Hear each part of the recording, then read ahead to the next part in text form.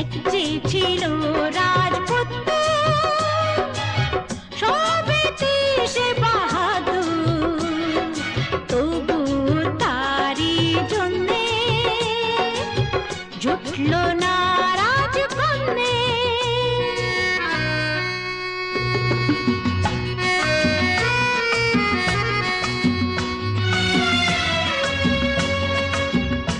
আচ্ছা, তারপর কি হলো? ঢোল পিটিয়ে সে শোনালো, পাত্র আমি অতি ভালো।